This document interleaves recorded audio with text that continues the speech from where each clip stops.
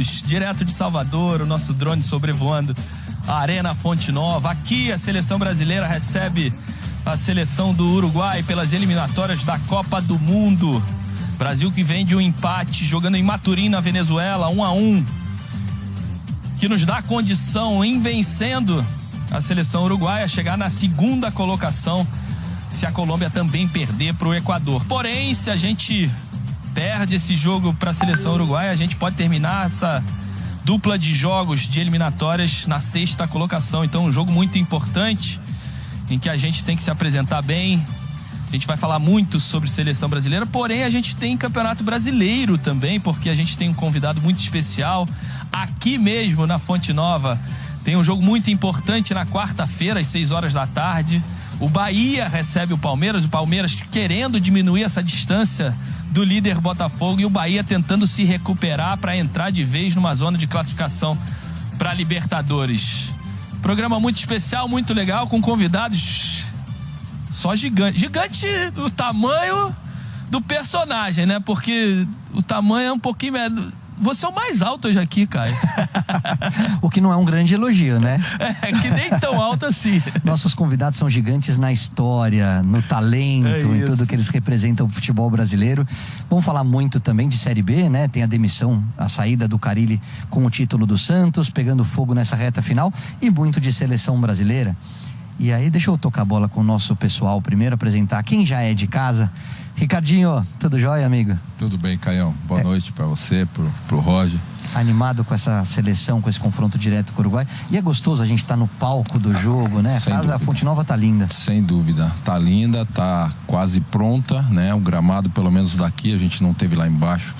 Tá espetacular para um grande jogo. A expectativa, a gente sempre renova cada jogo da seleção nessas eliminatórias, a expectativa sempre de um rendimento melhor, né? De uma possibilidade, de uma afirmação, né? Da seleção brasileira, com uma atuação melhor e, consequentemente, com um resultado, com a vitória. Teve esse empate contra a Venezuela e agora a necessidade, né? A possibilidade, dentro dessa necessidade que a seleção tem de, vencendo o Uruguai, chegar, de repente, a segunda colocação aí, ou ultrapassar o Uruguai dentro das eliminatórias. Vamos falar muito sobre isso no programa. Você sabe que o Ricardinho jogou no Bahia, né? Com muito prazer. Bora Bahia. Também jogou muito aqui na Fonte Nova. Você sabe que eu ou pegou só Pituaçu por causa da reforma? Então, eu não tive esse privilégio, porque foi justamente na fase que a Fonte Nova estava sendo... a nova Fonte Nova, né? Estava sendo construída. Então, os jogos no meu momento do Bahia foram sempre em Pituaçu. Eu não tive esse privilégio de jogar pelo Bahia aqui na Fonte Nova, não. Depois a gente vai apresentar o nosso convidado, que pegou a melhor fase da Fonte Nova, né? Tapete, estádio de Copa do Mundo. A gente roeu o osso, né, maestro?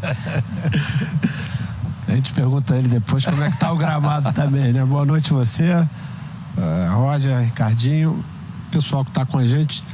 Eu acho que tem uma importância muito grande esse jogo de amanhã, não somente pela questão do resultado, né? Mas a gente deu demonstração que, pelo menos no primeiro tempo contra a Venezuela, a gente tem condição realmente de jogar um futebol melhor.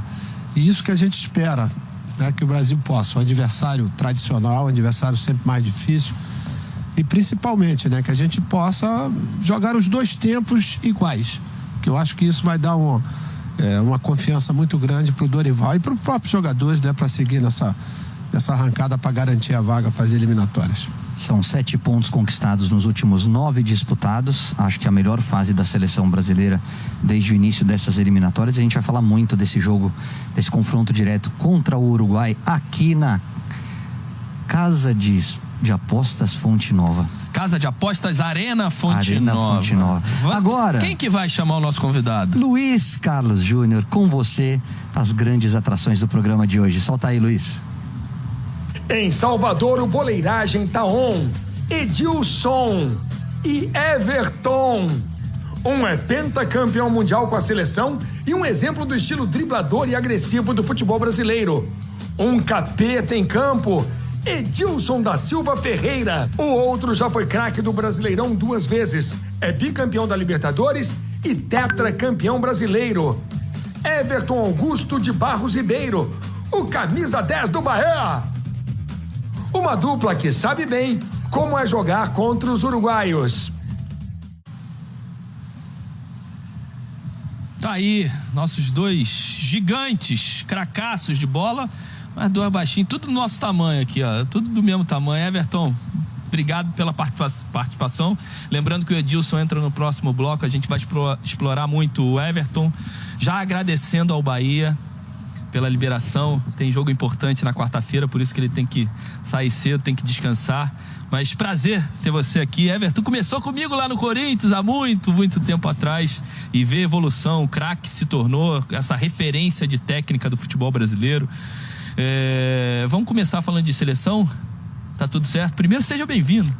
Boa noite a todos. Um prazer estar com vocês. Só craque aqui comigo, pegar uma experiência e falar um pouco de futebol. Everton teve na última Copa do Mundo, fez esse último ciclo, né, da Copa do Mundo para o Catar em 2022. Um ciclo, eu acho que mais tranquilo, né? Com o Tite, chegou na Copa do Mundo com mais tranquilidade, sem tanta pressão. E a gente vivendo um ciclo bastante turbulento, né? De troca de treinadores. Começou com o Ramon, depois com o Diniz, falou em Ancelotti, chega o Dorival. Como é que você está vendo? Até porque você tem muitos amigos, até já vi na tua rede social, foto com o Vini Júnior, com o Paquetá, teus filhos lá aproveitando, teus ex-companheiros. Como é que você está vendo essa seleção brasileira? Como é que você está sentindo o ambiente? Se eles estão pressionados, se eles estão mais tristes, ou se eles estão tentando de alguma forma entregar um pouco mais de rendimento, que é o que o torcedor quer e sabe que eles podem entregar? Não, eu acho que o último ciclo já vinha de uma base, né? Isso facilita muito. Todos conheciam o jeito do treinador de jogar, já tinha formado uma espinha dorsal da equipe. Isso nas eliminatórias facilitou muito, e agora com essa mudança, né, de jeito, de estilo de jogo, o Dorival está conseguindo implementar melhor. A gente vê já uma evolução e um padrão, né, mais a cara do Dorival. E isso é bom para nós, né, brasileiros que estamos torcendo. Conversei lá com a rapaziada e eles estão confiantes, gostam de atuar diante da nossa torcida. Então, acredito e estou na torcida aí para que eles façam um grande jogo. E sim, visitei lá e... Deixa eu explicar. O Everton, quem falou com você foi o nosso diretor lá de São Paulo. Então, ele tá falando assim, olha, pô, que legal que ele visitou mesmo. Aí ele não precisa responder ele, não. Pode deixar, tem uma voz aqui na consciência, o Garamboni, né? Quer complicar, entendeu, Everton? Porque senão o Garamboni, ele fica com o maluco. Ué, quem perguntou se ele visitou? Não, então, tá respondendo quem? Então, como a voz da consciência falou, né? Visitei lá, conversei com eles estão muito empolgados para jogar diante da nossa torcida e fazer uma grande partida. Eu acho que esse relato que você traz de ter encontrado os jogadores é importante, porque eu acho que esse jogo pode ser um divisor de águas. A gente venceu o Peru, a gente venceu o Chile, que são duas seleções que estavam nas últimas posições. A gente fez um bom primeiro tempo, como o maestro falou, contra a Venezuela. Perdemos alguns gols e a oportunidade de encavalarmos 3 vitórias seguidas. Aí você pega um adversário do tamanho do Uruguai, em casa. Isso aqui deve estar lotado amanhã. É um salto não só na classificação, mas na confiança, numa resposta para o torcedor. Você sente que eles estão confiantes? O que você conseguiu apurar dessa rapaziada? Sim, eu senti um clima leve, né? O pessoal voltando a estar atuando no Brasil, diante da nossa torcida. A equipe fica muito forte, vem a família, vem amigos, né? E isso motiva muito, e eu acredito que essa evolução que eles vêm tendo nos últimos jogos credencia para fazer um grande jogo. Conversei com o Dorival também, então ele também está empolgado, conversando muito com a rapaziada, então tem tudo para ser um grande jogo. Você trabalhou com o Dorival, né? No Flamengo. Sim. Lá foram campeões Copa do Brasil e da Libertadores. Você vê alguma diferença? Lógico que existe uma diferença entre clube e seleção, principalmente porque o clube é dia a dia, né? Mas em termos de conceito de jogo, você vê alguma diferença, principalmente nessa seleção agora que ele está montando, em relação ao trabalho que foi feito lá no Flamengo? Eu trabalhei com ele 2 vezes, né? Em 2018, se eu não me engano, ou 2017, e na segunda passagem, onde fomos campeões. E ele gosta muito desse esquema com 3 no meio e 2 pontas e um atacante mais de área, né? A gente tentava fazer sempre isso, onde ele domina muito esse esquema. E na volta na segunda passagem ele conseguiu passar isso pra gente em 2 treinos e foi muito convicto, né, no que ele queria. E acredito que agora, com um pouco mais de tempo, né, na seleção, ele tá conseguindo explicar bem e tá tendo uma boa resposta dos jogadores. E isso tá fazendo com que a equipe evolua e ele possa tirar o melhor de cada jogador. Ri, desculpa, só pegar um gancho antes da sua pergunta. O Dorival do Flamengo tinha o Rodinei como uma flecha pelo lado direito, um cara que se apresentava o tempo todo no ataque. O Dorival do São Paulo, estou falando de 2 passagens muito vitoriosas, de grandes trabalhos dele. Ele usava o Caio Paulista do lado esquerdo com essa liberdade para atacar.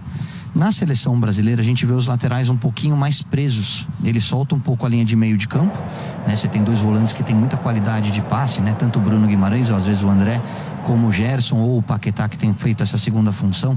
Mas a gente vê os laterais um pouquinho mais encolhidos. Você acha que é uma estratégia, que é o Dorival que tem pedido um pouco para eles segurarem para soltar essa linha de meio-campistas? Ou é característica mesmo? Às vezes o Wanderson, o Danilo, o Abner, aqueles que têm jogado, não se sentem tão confiantes para fazer essa ultrapassagem? Porque a gente tem usado pouco essa ultrapassagem pelos lados do campo com os laterais. Eu acredito que seja um pouco mais estratégia mesmo. Por ter um pouco de equilíbrio na parte defensiva, não dá tanto contra-ataque. E a gente tem os melhores pontas aí do mundo. Então, o 1 contra 1 da gente é muito forte. Dessa ultrapassagem, me parece, vendo de fora, e até no próprio Real Madrid, que o Vinícius gosta de receber um pouco mais solto, para ele ter esse espaço de dar o tapa e arrancar. É essa função mesmo que ele está fazendo, porque a gente vê ele sobrando no Real Madrid. E essa discussão de ser o melhor do mundo, não ganhou, mas todo mundo aqui acha pela temporada que ele fez. E no Brasil ele faz um jogo bom, ele fez um primeiro tempo muito bom contra a Venezuela, tem um ou outro contra o Paraguai na Copa América, mas aí ele ainda não encontrou o ponto de equilíbrio dele nessa alta apresentação. O que você acha que está faltando para ele? Esse entrosamento com quem vem de trás, a confiança dele que, por causa da pressão da seleção brasileira? Não, eu acho que são estilos diferentes, né? No Real Madrid, muitos jogos a gente vê um pouco reativo a equipe do Real, e ele acaba pegando muitas bolas no 1 contra 1, contra-ataque, e com a seleção brasileira é bem diferente, né? As equipes vêm mais fechadas, dobra a marcação, às vezes triplicam, e passar de 3 hoje em dia é muito difícil, né? Por mais que ele tenha muita qualidade, muita explosão, dificulta. Então ele tem que achar a melhor maneira de, às vezes, conseguir fazer uma tabela ou passar 1 para 1 e depois acelerar o passe, né? Ali ele tem a qualidade e sabe muito bem o que fazer. E é uma questão, acho que, de entrosamento mesmo.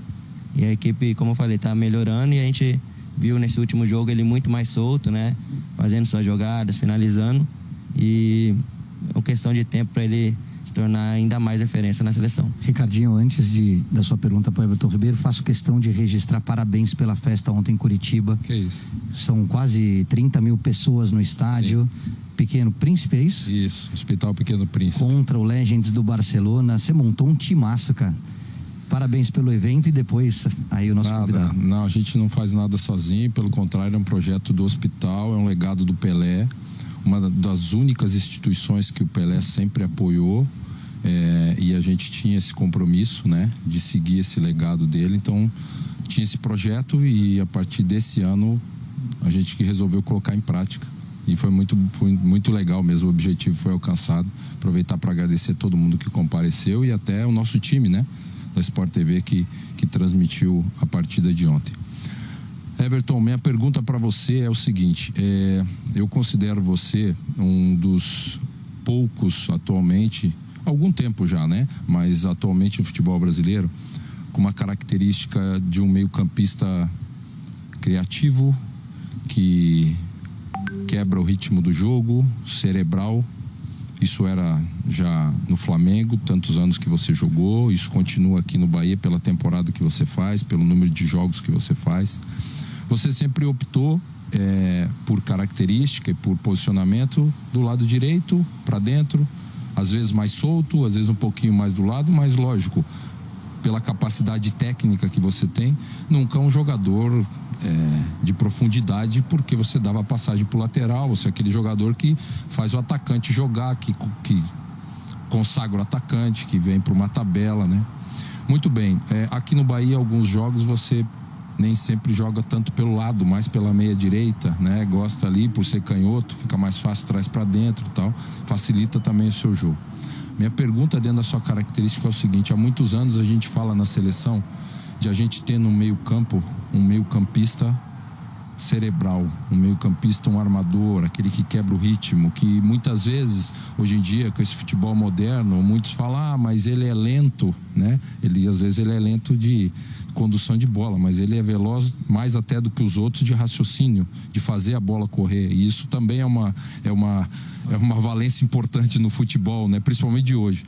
Você acha que na seleção brasileira, não vou dizer nem na última Copa, vamos dizer atualmente, você acha que nós temos nessa convocação, nesse ciclo, um jogador ou jogadores que possam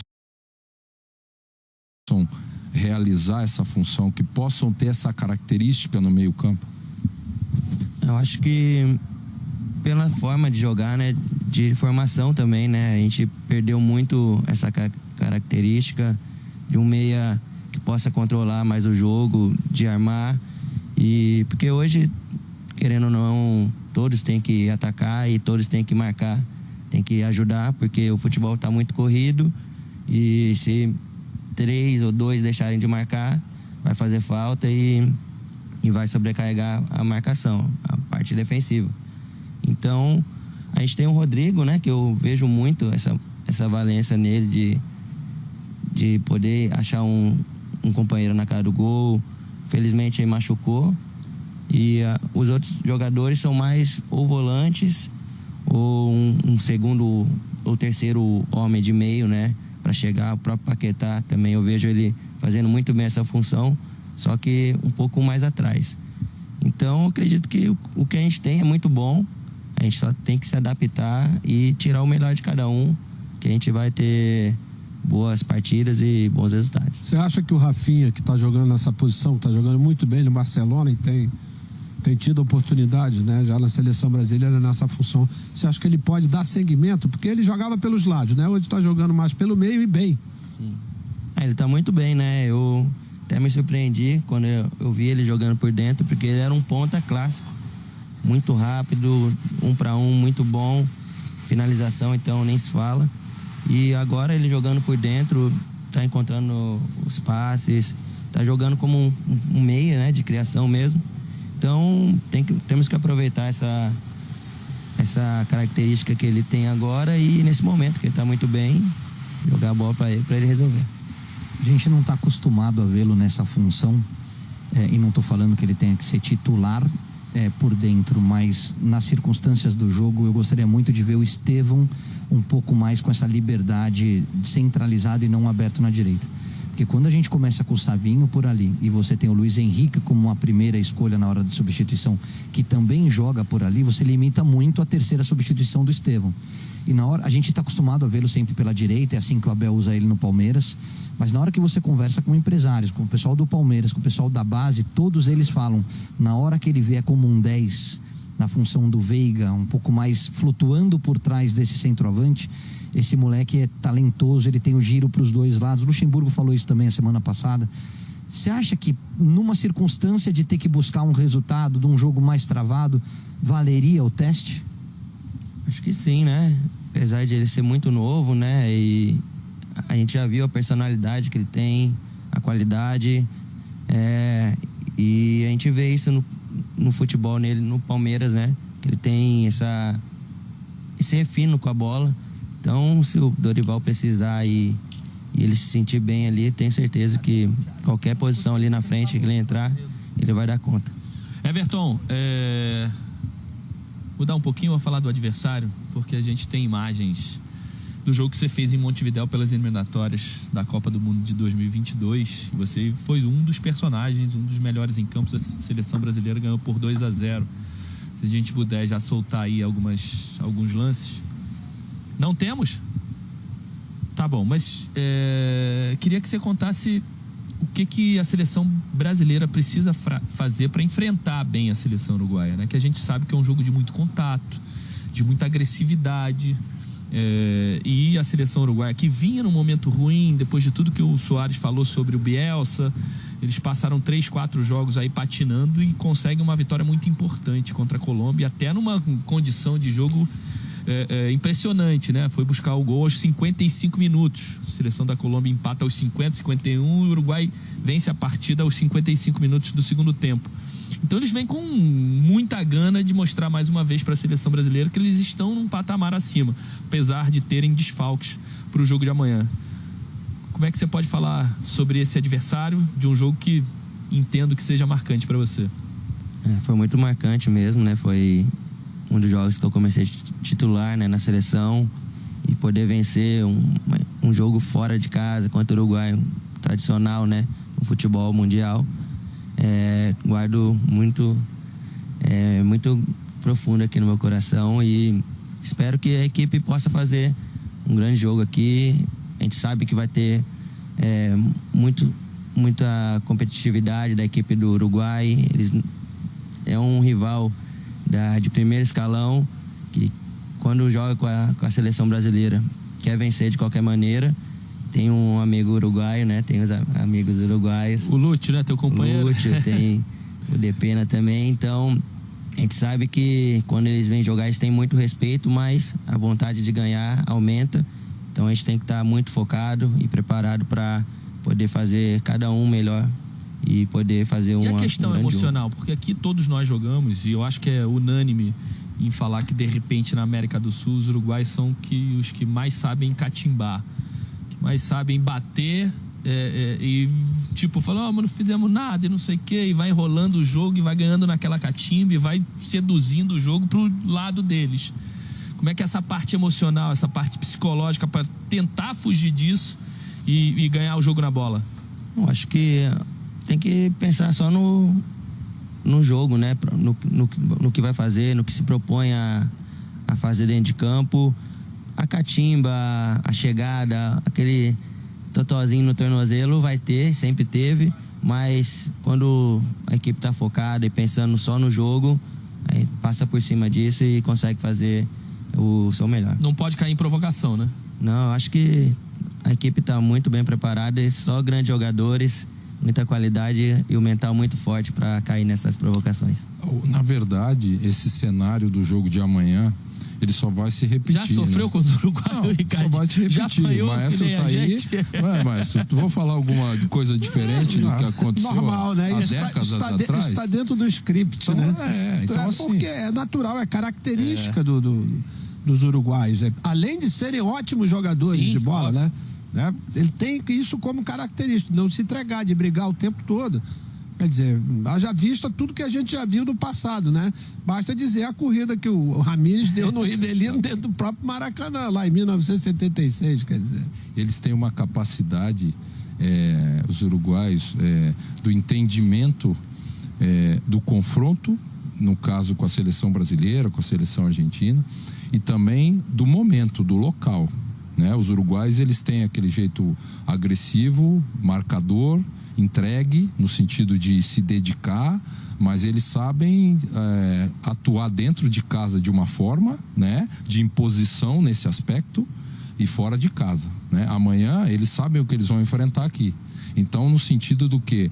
De não deixar a seleção jogar, né? De no início quebrar o ritmo do jogo, de pressionar a saída de bola para não deixar a seleção querer envolver, né, o Uruguai no jogo. Vão tentar intimidar. Intimidar, aquela primeira chegadinha que o zagueiro fala pro outro, deixa que eu chego na primeira e você chega depois, para não ficar mesmo marcado. Então, assim, são situações que a seleção brasileira tem que estar preparada, porque ela é uma situação que ela vai se repetir, né? Não dá para entrar em provocação, pensar em jogar futebol, Pensar em jogar futebol para ganhar o jogo na bola. É possível? Lógico que é possível. Deixa o resto. Tem arbitragem, tem o torcedor, tem uma série de situações que não vão mudar. Agora, no futebol, a seleção brasileira tem condição de vencer. É nisso que os jogadores da seleção têm que estar preparados. Maestro, a gente estava lá nos Estados Unidos, né? Só para lembrar, né? Começa o jogo, o zagueiro do Barcelona, que machucou, inclusive, naquele jogo, o Araújo, começa batendo no Endrick, tentando intimidar ele o jogo inteiro. Depois ele se machuca, sai. E depois tem uma entrada do Nantes, que até expulsão no Rodrigo, cara, uma entrada no tornozelo que é covarde. Eu acho que o mais importante, além da questão mental, é saber interpretar o jogo que vai rolar. Né? Com 5 minutos você já vai ver como é o comportamento do adversário e que tipo de jogo ele está interpretando. E você tem que interpretar da mesma maneira, sabendo que está jogando em casa, serão mais de 40 mil pessoas, a necessidade de uma vitória nesse momento, né? Tudo isso precisa ser levado em consideração. Estou falando isso além da estratégia, além de qualquer coisa que o Dorival montar. Tem que estar com a cabeça voltada para interpretar o tipo de jogo que vai acontecer amanhã.